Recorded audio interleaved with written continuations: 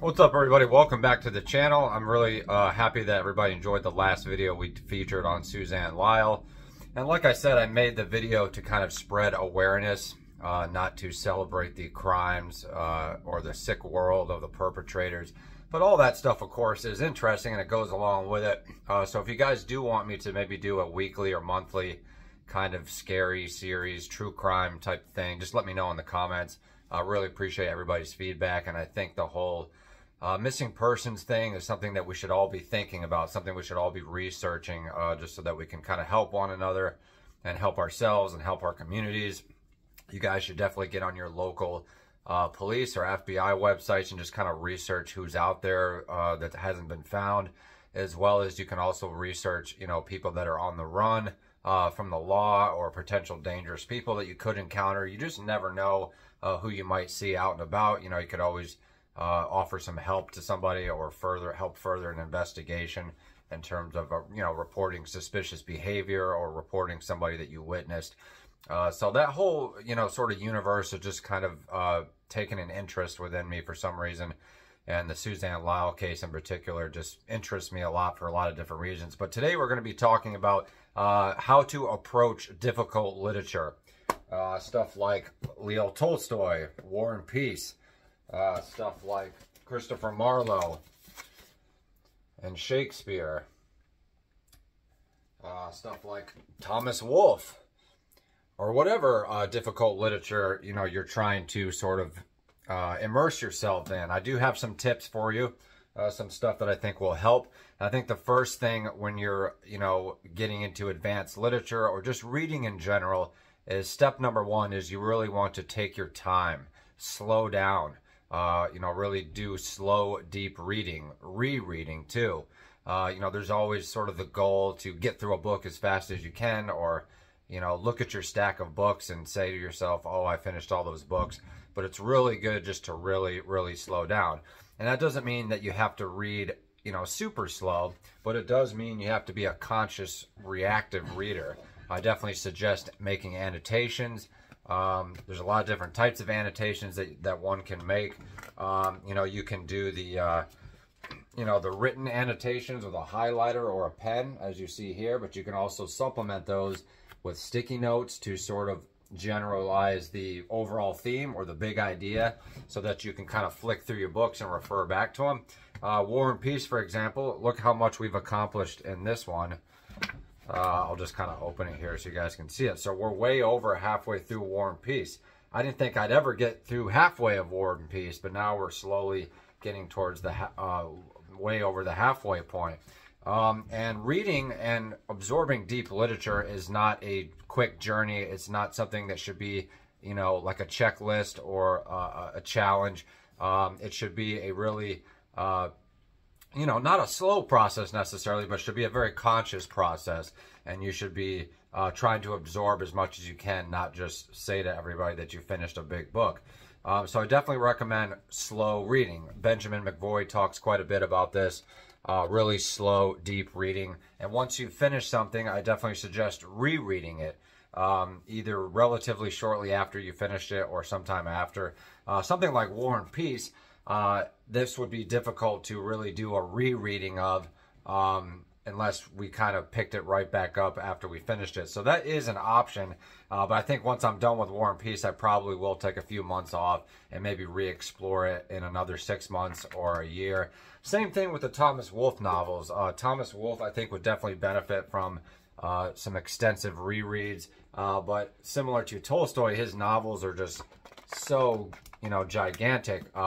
Approaching a reread is kind of a daunting process, but I think it's definitely well worth it. I can't wait to read this one. I haven't read this one yet. This is like the last real big installation of Thomas Wolfe that I have yet to read. So hopefully we'll be getting around to doing that. And my second tip is supplementing your novels or your literature or your poetry with related topics, whether that's just doing research on the internet, Wikipedia, whatever, or I definitely recommend biographies. For example, you guys know that we were reading Edward II by Christopher Marlowe, and I actually got done with the second reread. And I'm telling you guys, if you can do a reread of any given material, you will definitely understand it a lot better. Now we are on to Hamlet by Shakespeare. And when I first read the first couple pages of the Hamlet play by Shakespeare, I knocked maybe about 4 or 5 pages out the first day, and then the second day I went back and reread it. Now I probably won't go back to the beginning every single day because then I'm not going to get through the play, yeah? So I think the rereading is, you know, comes maybe after. And plays is a really good place to start with deep reading and deep rereading because they're relatively short. For example, Hamlet here is only about that long. A little longer than Christopher Marlowe's play, but not by that much. So plays is a really good way to learn how to think in metaphor, how to think in poetry, how to think in cryptic Elizabethan sort of connotations and references.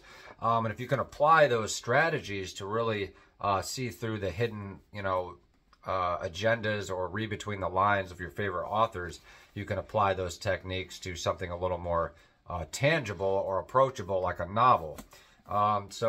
And I definitely recommend focusing on the rereads because you can't, there's no way, you know, you could be the best reader or interpreter in the world, you know, and read something the first time and think you understand it. But when you go back and do the rereading, trust me, you will understand it much, much more. So, for example, I talked about Edward II by Christopher Marlowe. I picked up this great biography. I actually took the cover off just because it was a little too baggy.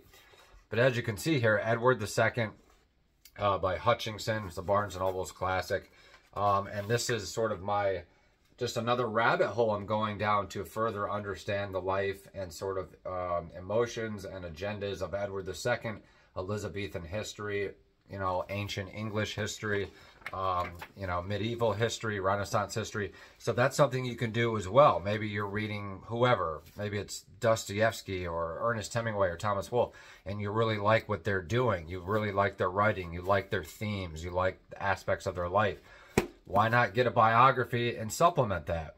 So I definitely recommend doing that. So this is going to help me really understand the Christopher Marlowe play a lot more by supplementing. So we have the rereading, which was #1, the slow reading, kind of lump those into one category. And then, of course, we have the supplementation. Now, that could be a lot of different things. There's a lot of different ways you can supplement things. And the third theme for supplementing is to talk about these books, whether it's on YouTube or maybe you can sort of include something about what you're reading in one of your classes. For example, my digital writing class, I'm writing my entire blog project about Thomas Wolfe, kind of doing a deep read, a deep study of Thomas Wolfe's life, the themes of his writing, the culture of his writing, different people that he knew throughout his writing. So that's a really good way to go about it too. Find a way to further explore the writing. You know, it's not enough just to read a book and throw it up on the shelf and just never think about it.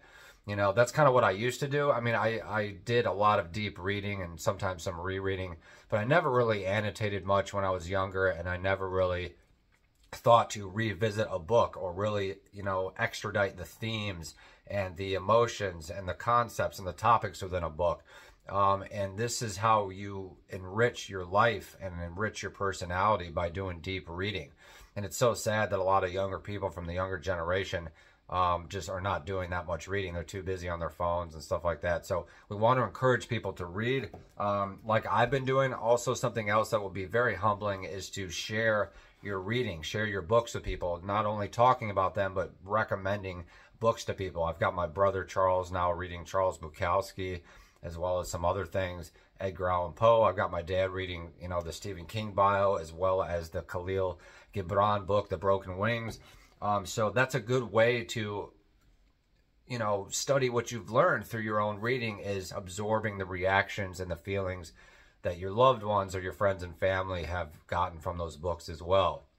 And I definitely recommend, as far as the annotation goes, anytime you see a word, you know, you don't want to get too sort of preoccupied with finding out every single word that you don't understand. But every time you see a word or a name or an idea or a reference that you're not familiar with, highlight it, jot it down so you can go back and refer to it. For example, Shakespeare and Christopher Marlowe, Elizabethan poetry has a lot of references to ancient mythology, Greek, Roman mythology, that you're going to want to sort of get under your belt. Something else that Benjamin McVoy discusses is pushing past the frustration of not understanding every single thing. You have to trust yourself as a reader, and you can't get bogged down by all the things that you don't understand. So what if you don't understand it the first time? Go back and read it again. So what if you don't necessarily understand every single thing while you're reading it? There's probably 50% or 100% of stuff that you are understanding, so that's what you have to go for. Don't get too preoccupied with, you know, feeling stupid while you're reading. But if you are having those feelings, it's just because you just don't have enough experience yet. You haven't done enough reading, you haven't done enough rereading, you haven't done enough research, and you haven't really lived the great works of literature. So I encourage you guys to do that. And that's the sort of the final part of this episode, is to really live the great works. You know, find out what you like about these characters, your favorite characters. What do you not like about your least favorite characters? What mistakes have they made? What are they doing in their life? What decisions have they made that resonate with you, and how you can, you know, take the lives of literary characters or real biographical characters and sort of study them and react to them. So thank you so much for watching this video, guys. Make sure you guys follow me on Instagram at Andrew Marlowe Artist, and we will talk to you guys very soon.